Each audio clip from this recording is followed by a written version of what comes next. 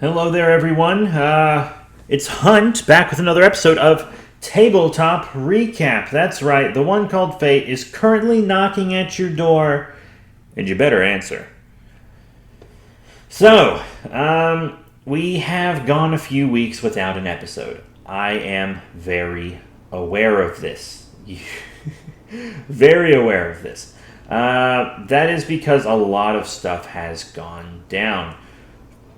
We played the Fallout game again so that we could review it, but it took like 6.5 hours to play, and by the time it was over, we were so tired we didn't want to record. And then came a day when we were going to record the Fallout episode and the Dragon Ball Super trading card game episode, and then my computer was not working. Like, it was just completely not working, which was a big problem. And then some of us had some losses. We had some deaths in the families. Most of us started new jobs. G and Connor just straight up moved away because of work. But I wish them well. They're still going to play a little Dungeons and Dragons, but I doubt they'll be on the podcast because they're living the the loco life now. They're living that loco life.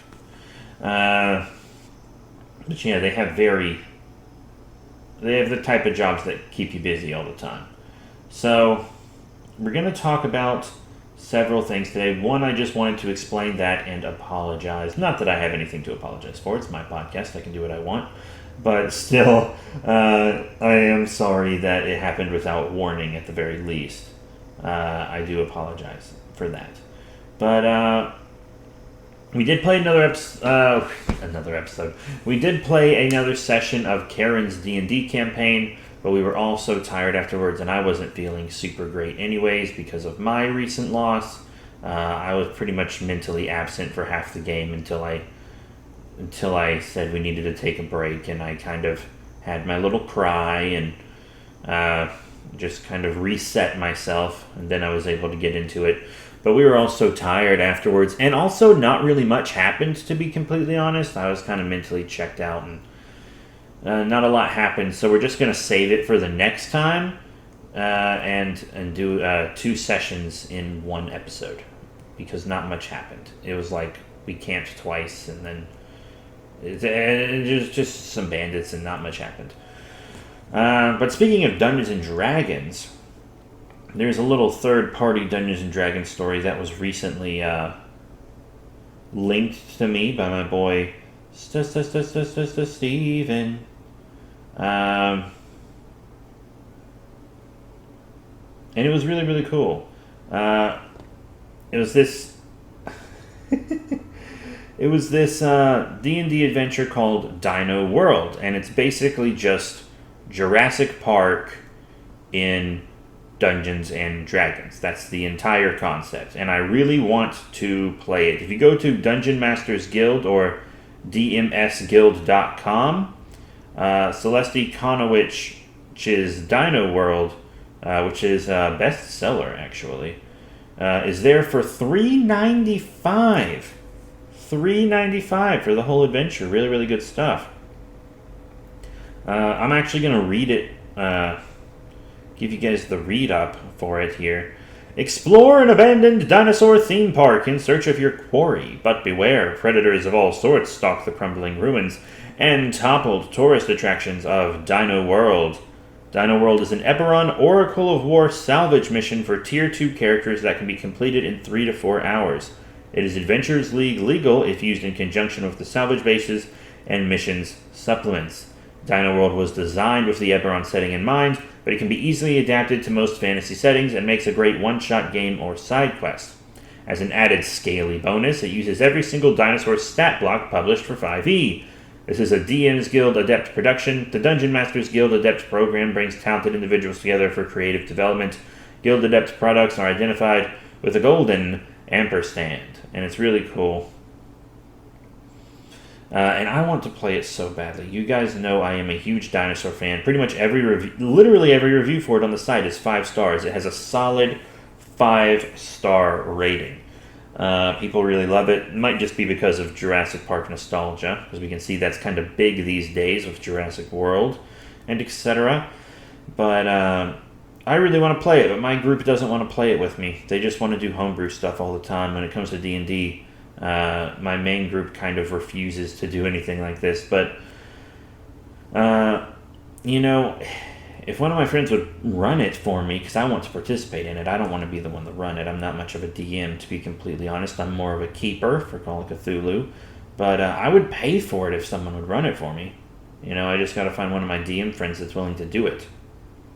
But yeah, Dino World on Dungeon Masters Guild. Definitely check it out. This is not sponsored for it or anything. Anchor is our sponsor for this episode.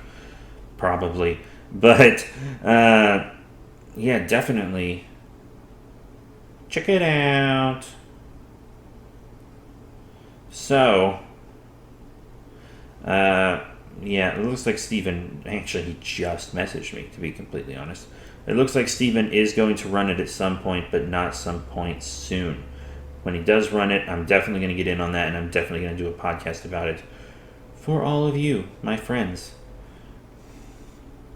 But yeah, so speaking of more Dungeons & Dragons, I actually started playing Neverwinter on Steam, and it's a really fun game.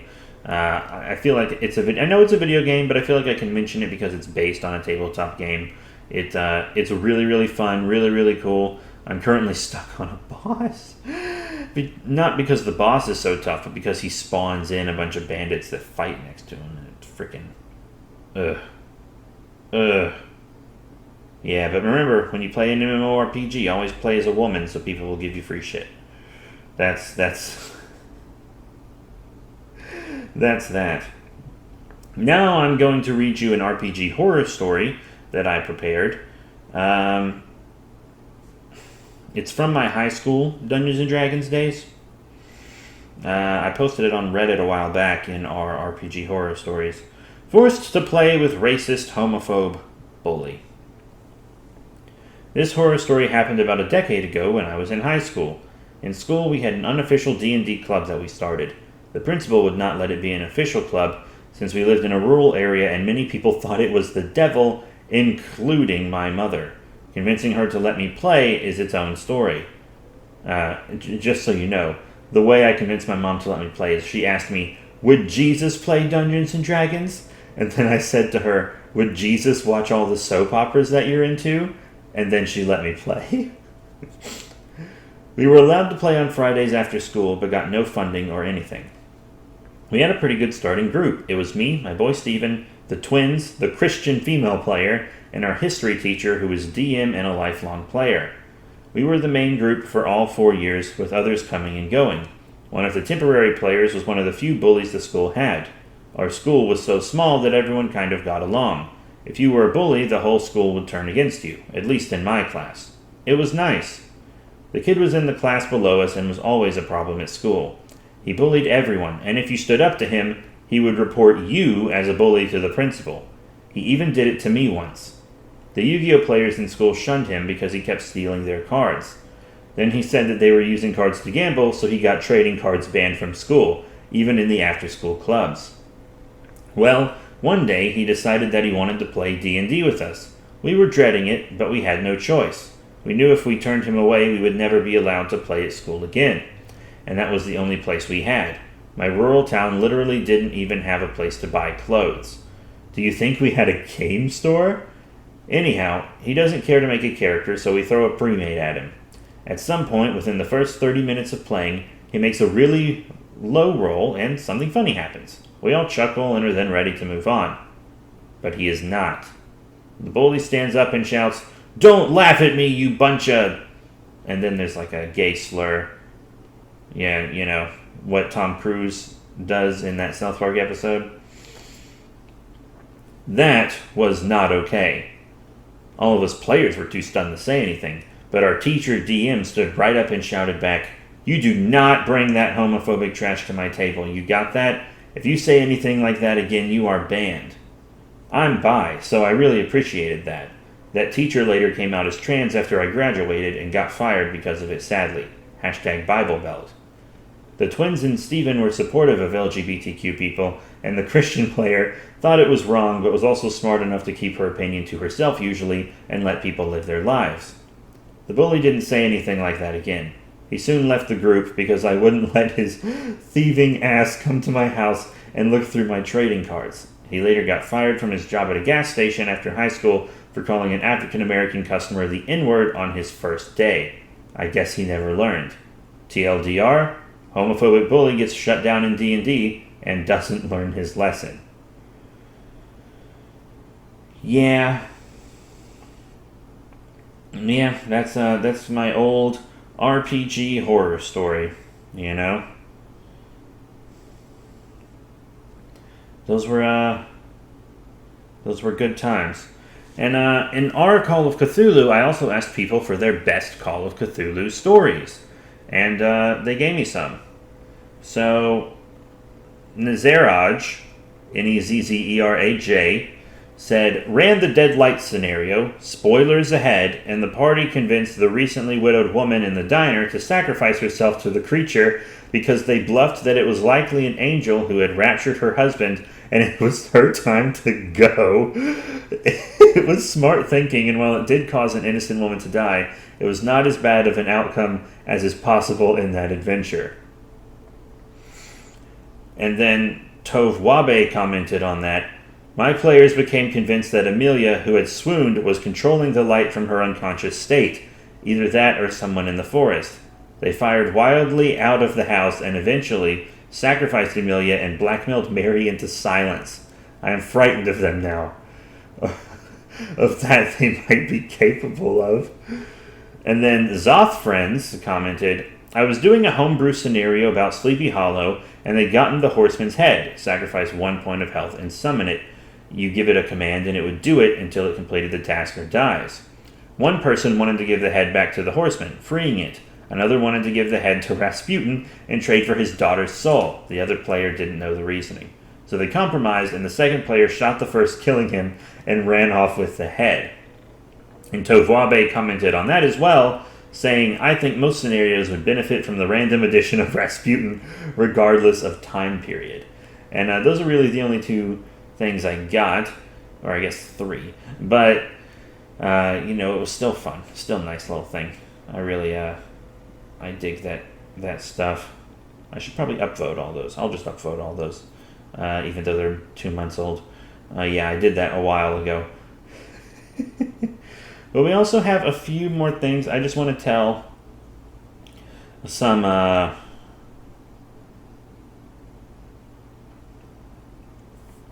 little Dungeons and Dragons stories.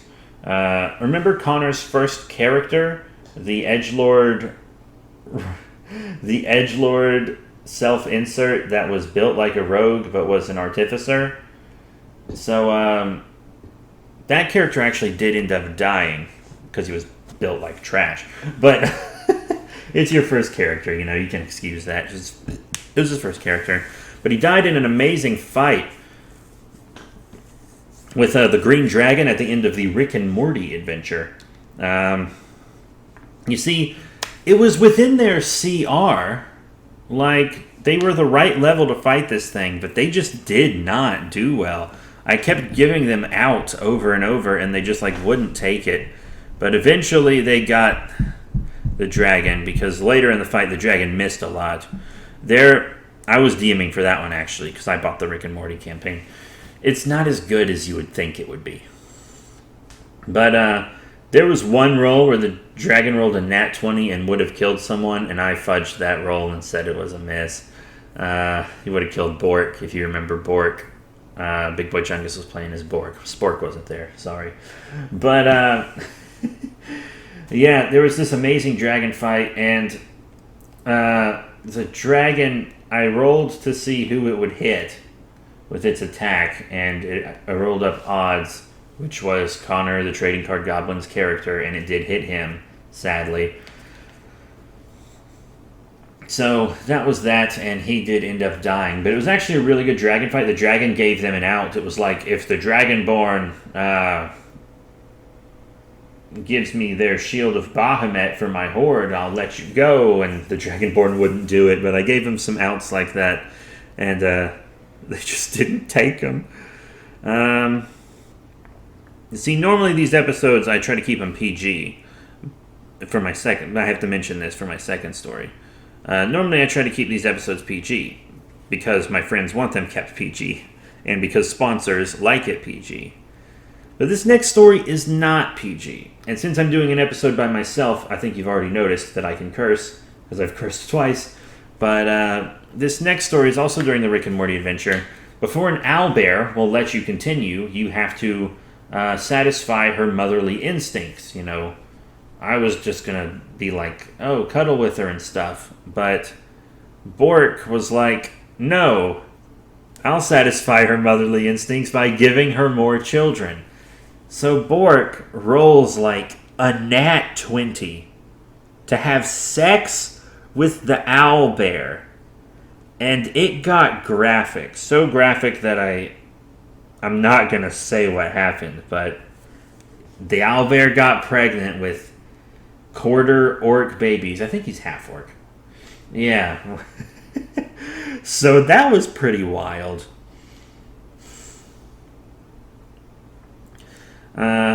So yeah, he had sex with an owlbear.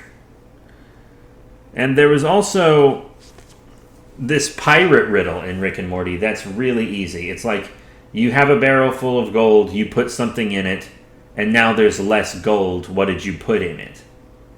And that's like a very low caliber riddle. The answer is obviously a hole, because the gold falls out the hole. They were so stumped, they didn't even try to guess. They just attacked the pirate and ran. They couldn't get the riddle at all. They're so bad at riddles. Like, there was also this like gemstone puzzle that they just could not get, where you had to match the colors of the gemstones with the colors of the Morty goblins that were in the room. And they actually came up with a solution for it that made sense but wasn't the correct solution, so I let that one go and I said they got it right. But yeah, that was that.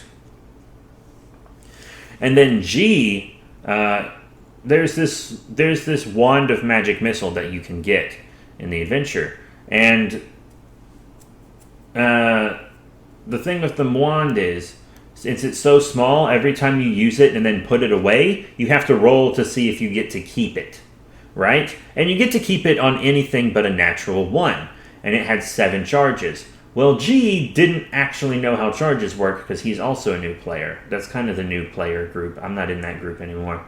I just DM'd this adventure for him as a one-off between their other adventures.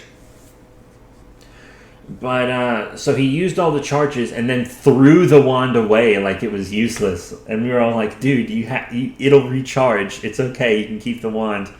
And then I did make him roll to search for it because it was so tiny. You basically like hold it between 2 fingers. It's like a little toothpick. But he did find it, and then he had to roll to put it away. And after his first time using it, he rolled a nat 1 to put it away. The only thing that breaks the wand. And the wand broke. But at least he got to use all the charges because, wow. But yeah, those are just a few gaming stories because we didn't do a big episode on the Rick and Morty one because we'd already talked about it a lot on the podcast. But those were the significant stories from it, and I just wanted to talk about it, you know, tell the funniest stories, or the most interesting stories at the very least. So that's really it for this episode. This was just a little quickie that I wanted to do so that you know the podcast is still going on. I do not know when the next episode will be. I'll try to get it to you guys soon, but this unplanned hiatus will probably still go on for a bit. I also have a little interest in making a TTRPG of my own based on cryptid hunting that people do. So I have an idea for that, and it'll probably never happen, but if you'd be interested in that, let me know. Either at B3 Productions on Twitter, or if you're listening to this on YouTube, in the comments section. So that's it. Thank you all very much for your support. Please check out the description of the podcast to see all our cool links, including links to merchandise. You can buy that merch on eBay, and a place to donate to the show if you would like, as well as our Facebook. The podcast does have a Facebook, B3 Podcast, so all our podcasts are represented on that Facebook page. But Tabletop Recap kind of dominates it, to be completely honest, so lucky for y'all. One more thing I wanted to mention was that I used Hero Forge recently for the first time. I've just played around on it before and never bought the mini, but I made a female lizard folk for a future character. It's a half-human lizard folk, and she was raised by humans, so she doesn't quite act like a lizard folk. But the only human attribute on her is her red hair. Her name's Mara. I named her after the DC Comics character, but she's not really going to act anything like her. So that's going to be the first miniature I'm going to paint. Big Boy Chungus and I are going to get into miniature painting. It seems like his whole family wants to get into miniature painting, actually. His brother and dad as well. His dad wants to paint war miniatures. His brother wants to paint gaming miniatures as well, but he's more focused on Warhammer. I think he wants to get into Warhammer, so we'll probably do a Warhammer episode at some point. If he ever does actually get into it. It's the most expensive hobby on the planet, so... But yeah, that's it. Thank you all once again. Remember, you can contact us at B3 Productions on Twitter, and we will see you all in the next episode of Tabletop Recap.